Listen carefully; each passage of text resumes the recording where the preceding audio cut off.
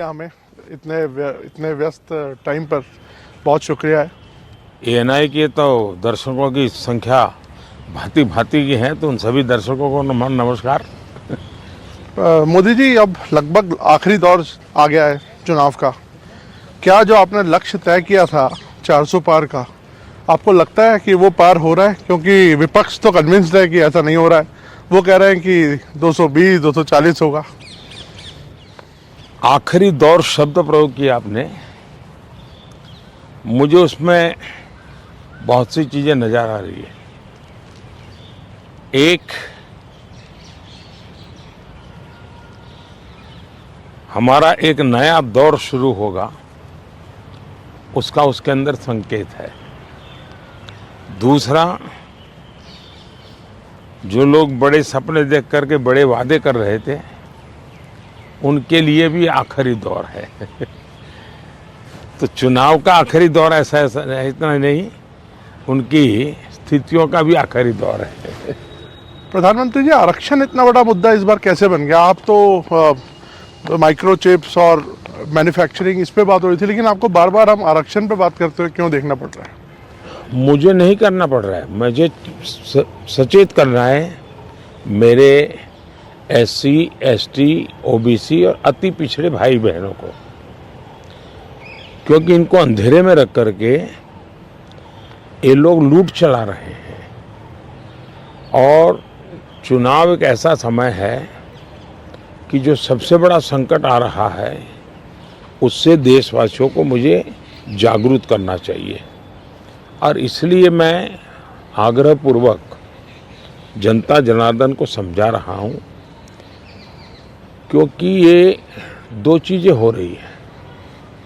एक, भारत के संविधान की मूल भावना का हनन हो रहा है, संविधान की मर्यादाओं को तार तार कर दिया जा रहा है, और वो भी अपनी वोट बैंक की राजनीति के लिए। अब मुझे याद है, मैंने हाउस में कभी कांग्रेस के नेताओं को सुना तो वो ये कहते थे कि पीएसयू का प्राइवेटाइजेशन कर रहे हैं आप, तो आप आरक्षण मिटा देना चाहते हैं। अब रियलिटी तो है नहीं, गप्पाजी कर रहे थे। लेकिन मेरे सामने आया कि जो लोग इतने बड़े दलितों के हितैषी अपने आप को कहते हैं, आदिवासियों के हितैषी कहते हैं, वे हकीकत में उनके घोर दुश्मन हैं। इन्होंने रातों रात एजुकेशनल इंस्टीट्यूशंस को माइनॉरिटी इंस्टीट्यूशंस बना दिया। माइनॉरिटी इंस्टीट्यूशन बना दिया तो उन्होंने आरक्षण उसमें खत्म कर दिया। अब उनके अधिकार क्षेत्र में नहीं था, वैसा एक नियम बदल दिया उन्होंने, और यूनिवर्सिटी तक को माइनॉरिटी स्टेटस दे दिया। अब दिल्ली में ही जामिया मिलिया जो यूनिवर्सिटी है, उसको उन्होंने माइनॉरिटी बना दिया, उसमें सारे आरक्षण खत्म हो गए। एडमिशन में भी नहीं, नौकरी में भी नहीं। और बाद में तो चीजें उभर करके आई कि करीब करीब 10,000 ऐसे इंस्टीट्यूशंस हैं जिसको इस प्रकार से आरक्षण के जो एससी, एसटी, ओबीसी का अधिकार था, वो पिछले दरवाजे से उसको छीन लिया गया है, संविधान की पीठ में छोड़ा भोंका दिया है। बाबा साहब आम्बेडकर ने जिस सपने से ये व्यवस्था खड़ी की थी, उसको इन्होंने वोट बैंक के लिए गिरवी रख दिया है। तो ये एक चिंताजनक बातें मेरे सामने जब आई, तब मुझे लगा कि मेरा दायित्व बनता है कि मैं देश को अवगत। इतने में इनका मैनिफेस्टो आया। इस मैनिफेस्टो ने और चौंका दिया, और इसलिए मैंने पहला मैनिफेस्टो देखते ही मेरा पहला कमेंट था कि ये मैनिफेस्टो पर मुस्लिम लीग की छवि है। तो 2-3 दिन तो उनको लगा कि इसका जवाब देने की जरूरत नहीं है, ये अपने आप ही बात खत्म हो जाएगी। जब उन्होंने कोई जवाब नहीं दिया तो फिर मैं एक एक चीज खोलने लगा। जैसे इस देश में वो ये कहें कि हम खेलकूद में भी माइनॉरिटी के लिए कोटा फिक्स करेंगे। आज पंजाब के मेरे बच्चे जो खेल जगत के अंदर बहुत अच्छा कर रहे हैं, बंगाल के मेरे नौजवान फुटबॉल में बहुत अच्छा कर रहे हैं, उत्तर प्रदेश के हमारे नौजवान जो एथलीट्स में काफ़ी अच्छा कर रहे हैं, अब वो अपनी जवानी उसमें खपा देते हैं। 10-12 साल की उम्र से लेकर के सोचने तक ये लोग इतना तप करते हैं जी, तपते हैं, शरीर को तपाते हैं। खिलाड़ी ऐसा नहीं बनता है जी। और सुबह रात को नींद नहीं आती, सुबह 4 बजे उठ करके चले जाते हैं। अब कहते हैं नहीं ये माइनॉरिटी के लिए कोटा होगा, तो मेहनत करने वाला मेरा नौजवान जाएगा कहाँ जी, उनका क्या होगा। दूसरा उन्होंने कहा कि देश में अब जो टेंडर होंगे उस टेंडर में भी वे माइनॉरिटी के लिए आरक्षण करेंगे।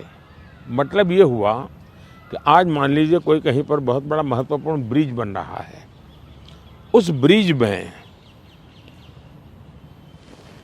कौन ब्रिज बनाएगा, तो जिसके पास ट्रैक रिकॉर्ड है, जिसके पास संसाधन है, जिसके पास कैपेबिलिटी है, जो परफॉर्म कर सकता है, सारे उसकी जो रिक्वायरमेंट उसकी पूरी करता है, उसमें कंपटीशन होती है और कंपटीशन में जो निकलता है उसको टेंडर मिलता है। ये कहते नहीं, ये सब बाद में। अब मुझे बताइए, अगर इसी प्रकार से सिर्फ धर्म के आधार पर कोटा दे देंगे, वो ब्रिज बनेगा, लोग मारे जाएंगे, तो कौन जिम्मेवार होगा। क्या आप वोट बैंक के लिए आप आने वाली पीढ़ियों को भी तबाह करना चाहते हैं। तो ये ऐसे विषय थे जो कांग्रेस ने अपनी वोट बैंक की खातिर मैदान में उतारे। तब मेरा कर्तव्य बनता है कि मैं मेरे दलित भाइयों के अधिकार के लिए लड़ूं, मेरे आदिवासी भाई बहनों के अधिकार के लिए लड़ूं, मेरे ओबीसी पिछड़े भाई बहनों के अधिकार के लिए लड़ूं, और इसलिए मैं लड़ाई लड़ रहा हूं। तो ये जो परसेप्शन बनाया जा रहा है कि आप आए तो बिल्कुल आरक्षण ही खत्म कर देंगे, ये क्या, इस पर क्या बोलेंगे। इन्होंने ये पाप कर दिया है, उसके खिलाफ मैं बोल रहा हूं, इसलिए उनको झूठ बोलने के लिए ऐसी चीजें का उपयोग करना पड़ रहा है। अभी कोलकाता हाई कोर्ट का सर एक ऑर्डर आया है जिसमें 2010 के बाद जितने ओबीसी सर्टिफिकेट्स बन रहे हैं उसको खारिज कर दिया है। दीदी इनकी मोडस ऑपरेंडी है कि पहले इन्होंने कानून बना करके माइनॉरिटी को देने का पाप शुरू किया, पहले आंध्र में शुरू किया। सुप्रीम कोर्ट ने तक में वो हार गए, हाई कोर्ट ने उसको रिजेक्ट कर दिया क्योंकि संविधान अलाउ करता नहीं है। तो इन्होंने चालाकी करके पिछले दरवाजे से खेल शुरू किया, और पिछले दरवाजे से खेल शुरू करने के लिए इन लोगों ने रातों रात मुसलमान की सभी जातियों को ओबीसी बना दिया। सभी जातियों को ओबीसी बना करके जो ओबीसी का हक था वो रातों रात डाका डाल दिया, लूट लिया। और इसके खिलाफ चुनाव की सरगर्मी चल रही है। तब हम तो बोल ही रहे थे कि भाई ये हो रहा है, कर्नाटक में हुआ है, मैंने बताया था, हम बंगाल के लिए भी बोल चुके थे। लेकिन जब हाई कोर्ट का जजमेंट आ गया तब ये साफ हो गया कि इतना बड़ा धोखा हो रहा है। लेकिन इससे भी दुर्भाग्य की बात है कि इतना बड़ा वोट बैंक की राजनीति करने के लिए वे अब इनको भी गाली दे रहे हैं, जुडिशरी को गाली दे रहे हैं, न्यायपालिका को गाली दे रहे हैं, और वो यहाँ तक कह रहे हैं कि कुछ भी हो जाए हम कोर्ट की बात मानने वाले नहीं हैं। ये जो स्थिति है वो किसी भी हालत में स्वीकार्य नहीं हो सकती है। सर केजरीवाल जी अभी जब जेल से बाहर आए तो उन्होंने कहा कि प्रधानमंत्री जी ही तय करते हैं कि कौन जेल जाएगा। वो कहते हैं सोरेन को, और मुझे उनके इशारे पे जेल में डाला गया। अच्छा होगा ये लोग संविधान पढ़ ले, देश के कानून नियम पढ़ ले, मुझे किसी को कुछ कहने की ज़रूरत नहीं है। सर इस बार चुनाव में हम देख रहे हैं कि एक पर्सनल अटैक्स बहुत हो रहे हैं। लाइक आप पर भी कई बातें बोली गई हैं, और आपकी तरफ से भी कुछ लोगों को कुछ बोला गया है, तो पर्सनल अटैक्स किस लिए इस बार? आपको लगता नहीं ये शैली नहीं होनी चाहिए चुनावों में? जहाँ तक मोदी का सवाल है, मैं तो पिछले 24 साल से गालियाँ खा खा खा करके गाली प्रूफ हो गया हूँ। मौत का सौदागर किसने कहा था? गंदी नाली का कीड़ा किसने कहा था? और मेरे यहाँ तो पार्लियामेंट में एक दिन हमारे एक साथी ने हिसाब लगाया था, 101 गालियाँ गिनाई थी। तो चुनाव या चुनाव न हो, ये लोग मानते हैं कि गालियाँ देने का हक उनका ही है, और वे हताश निराश इतने हो चुके हैं कि गालियाँ देना, अपशब्द बोलना, ये उनके शायद जहन में है, उनके स्वभाव में हो गया है। प्रधानमंत्री जी, एक आरोप विपक्ष और लगा रहा है कि ईडी, आईटी, सीबीआई इसका इस्तेमाल किया जा रहा है विरोधियों को दबाने के लिए। मेरा मीडिया को सवाल है कि विपक्ष ने आपको ये कूड़ा कचरा पकड़ा दिया, वो कूड़ा कचरा लेकर के आप हमारे पास पहुंच जाते हैं। मीडिया वाले रिसर्च करें कि भाई सरकार के लिए क्या सवाल पूछने चाहिए, प्रधानमंत्री को क्या सवाल पूछना चाहिए। जो कूड़ा कचरा फेंक रहा है उसको पूछो ना, भाई तुम ये जो कह रहे इसका सबूत क्या है, कानून नियम क्या है, उसको पूछो ना। उसकी आपकी हिम्मत नहीं है। लेकिन वो जो कूड़ा कचरा फेंकते हैं, वो कूड़ा कचरा लेकर के आप मेरे यहाँ आते हैं। ये ठीक है कि मैं रिसाइकल के मानता हूँ, तो मैं इस कूड़े कचरे का रिसाइकल करके उसको खाद में परिवर्तित कर दूंगा और उसमें से देश के लिए कुछ न कुछ अच्छी चीज़ें पैदा कर दूंगा, इसलिए वो तो मैं करूंगा। लेकिन सरकार क्या करती है? आज गांव के सरपंच को चेकबुक पर सही करने का अधिकार होता है, देश के प्रधानमंत्री को नहीं है। ये इतना नॉलेज नहीं है इन लोगों को। देश के प्रधानमंत्री के पास इस प्रकार का कोई अधिकार नहीं होता है। मोदी सरकार का मैंडेट क्या है? मोदी सरकार ने अपने अफसरों को कहा है कि मेरी सरकार करप्शन के विषय में जीरो टॉलरेंस। अब ये दफ्तर के अंदर बैठे हुए लोगों का काम है कि उसको लागू करें। और सचमुच में तो किसी जमाने में 10 साल में मनमोहन सिंह जी की सरकार थी, 34 लाख रुपया पकड़े गए थे। 34 लाख रुपया मतलब एक स्कूल बैग में आप आ जाए। वर्तमान में ईडी ने 10 साल में 2200 करोड़ रुपया पकड़ा है। ये तो टीवी पर दिखता है, ये तो कोई झूठबाजी हो नहीं सकती है। अब जो 2200 करोड़ देश को वापस लाया है, ये उसका सम्मान होना चाहिए, उसको गाली गलौज होना चाहिए। तो गाली गलौज कौन करता है? जिसका पैसा गया है वो गाली गलौज कर रहा है। 2200 करोड़ जिसके जेब में से गया है, जिसने चोरी कर करके इकट्ठा किया था, वो पकड़ा गया, वो चिल्ला रहा है। इसका मतलब ये जो चोर पकड़े जा रहे हैं, इसमें जिसकी भागीदारी होगी वो चिल्लाएगा। मुझे थोड़े से अलग मुद्दे पर आते हैं। कश्मीर में हम इस बार देख रहे हैं रिकॉर्ड वोटिंग हो रही है। ऐसे ऐसे इलाकों में रिकॉर्ड तोड़ वोटिंग हो रही है जहां पर ऐसा सोचा नहीं जा सकता था। इस पर आपका क्या आंकलन है, आप कैसे देखते हैं? पहले तो मैं चाहूँगा कि कश्मीर की जो स्थिति बदली है उसके संदर्भ में सबसे तो पहले मैं मेरे देश के न्याय तंत्र को प्रार्थना करना चाहता हूँ कि अगर सरकार किसी काम को करने के लिए, उसका एक डिजाइन होती है, उसकी एक स्ट्रेटेजी होती है। ऐसी समस्याओं के समाधान के लिए उस स्ट्रेटेजी के तहत काम करना होता था। अब उसके लिए कभी मुझे इंटरनेट बंद करना पड़ा, कोई एनजीओ कोर्ट चला गया और वो बड़ा कोर्ट के अंदर बड़ा इशू बन गया। आज समझिए कि भले मैंने कुछ समय के लिए इंटरनेट बंद किया था, लेकिन आज बड़े गर्व के साथ वहाँ के बच्चे कहते हैं कि 5 साल से इंटरनेट बंद नहीं हुआ है, 5 साल से हमें सब सुविधाएं मिल रही है। कुछ दिन तकलीफ हुई, लेकिन अच्छे काम के लिए हुई थी। अब वो अदालत के अंदर जब विवादों में चढ़ जाता है, तब चीज़ें गड़बड़ा जाती है। तो ऐसे जो एनजीओ हैं जिन्होंने अदालतों के भरोसे लड़ाई लड़ना शुरू किया है, एक तो देश को उनसे बचाना बहुत ज़रूरी है। दूसरा, वहाँ का सामान्य मानवी जब मतदान करता है ना, तब वो सिर्फ किसी को जिताता ऐसा नहीं है जी। मतदान करता है मतलब भारत के संविधान को गले लगाता है। मतदान करता है तब भारत की सरकार बनाने में वो गर्व के साथ भागीदारी करता है। मतदान करता है मतलब कि भारत के सार्वभौमत्व के प्रति अपना समर्पण व्यक्त करता है। दूसरा, उनको विश्वास हुआ कि ये सरकार ऐसी है कि जहां फेयरनेस है, हम भरोसा कर सकते हैं कि ये सही होगा। और जब उसको ये विश्वास हो जाता है कि ये कोई हेरा फेरी नहीं हो रही है, तो वो पक्का वोट करने के लिए उत्साह से आता है।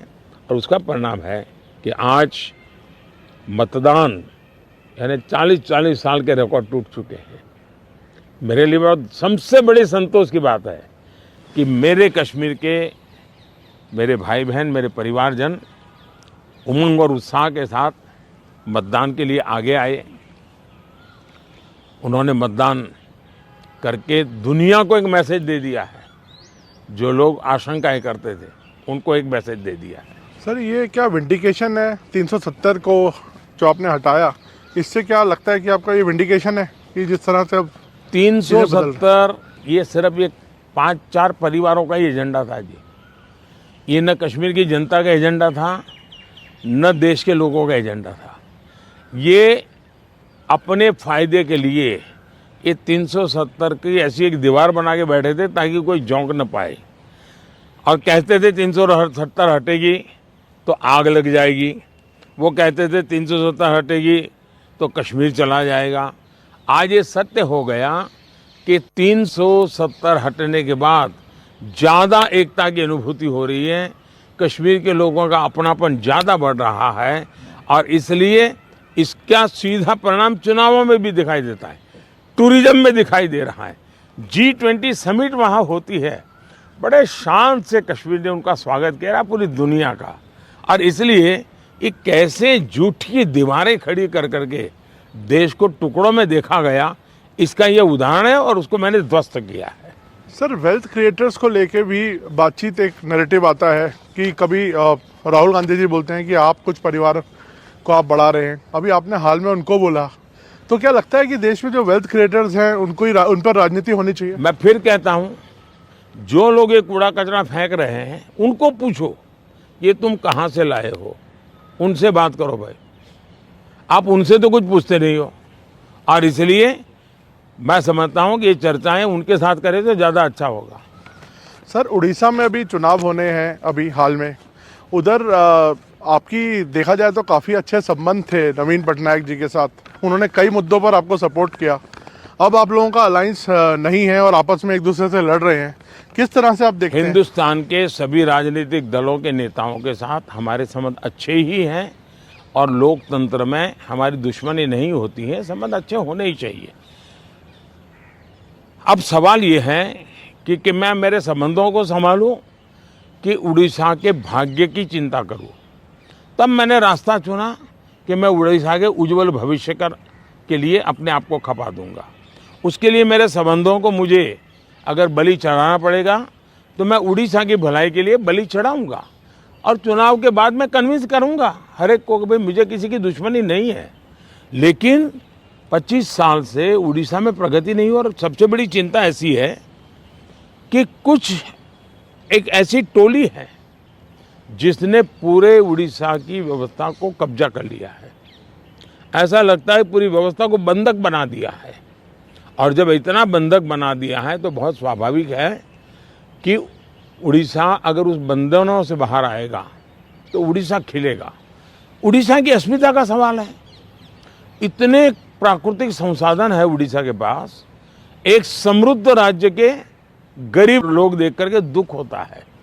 हिंदुस्तान के समृद्ध राज्यों में उड़ीसा है, इतनी प्राकृतिक संपदा है, और हिंदुस्तान के गरीब लोगों के राज्य में भी उड़ीसा है।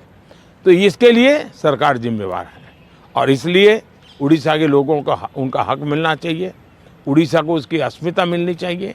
उड़ीसा का भाग्य बदलने वाला है, सरकार बदल रही है। मैंने कहा है कि उड़ीसा की वर्तमान सरकार की एक्सपायरी डेट 4 जून है और 10 जून को बीजेपी का मुख्यमंत्री उड़ीसा में शपथ लेगा। मोदी जी, बंगाल में भी ताबड़तोड़ एक टक्कर की लड़ाई चल रही है, आपके भी बहुत कैंपेनिंग वहाँ पे आपने की है और अभी आप शायद फिर जाने वाले हैं बंगाल। क्या लगता है आपके प्रोस्पेक्ट्स कैसे रहेंगे बंगाल में? एक तो मुझे लगता है कि एनआई के जो फुट सोल्जर्स हैं, एक बार उनको वेरीफाई कर देना चाहिए कि वो कहाँ से रिपोर्टिंग आपको ये भेजते हैं। बंगाल के चुनाव में टीएमसी पार्टी अस्तित्व की लड़ाई लड़ रही है। आपने देखा होगा पिछले असेंबली के चुनाव में हम 3 थे, 3 में से बंगाल की जनता ने हमें 80 पर पहुंचा दिया। हमें लोकसभा के अंदर भारी बहुमत पिछले चुनाव में मिला था।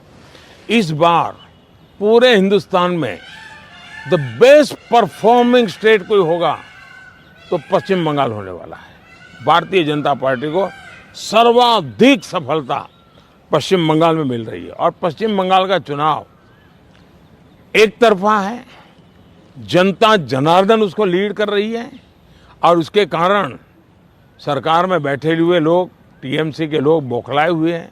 लगातार हत्याएं हो रहे हैं, हमले हो रहे हैं, भाजपा कार्यकर्ताओं को चुनाव के पहले जेलों में बंद कर दिया जा रहा है। ये सारे जुल्मों के बावजूद भी मतदान भी जनता ज़्यादा कर रही है और वोट भी ज़्यादा हो रहा है। मोदी जी, आपके हिसाब से तो लगभग अब आपका तय है आना, और सबको लगता है ऐसा, ज़्यादातर लोग आपको प्रिडिक्ट कर रहे हैं कि आप वापस आ रहे हैं। तो मोदी 3.0 में ये देश क्या उम्मीदें रखे आपसे, क्या आपकी प्रायोरिटीज होंगी? विकसित भारत, 1 पॉइंट एजेंडा, विकसित भारत। चलिए, बहुत बहुत धन्यवाद भैया, नमस्कार।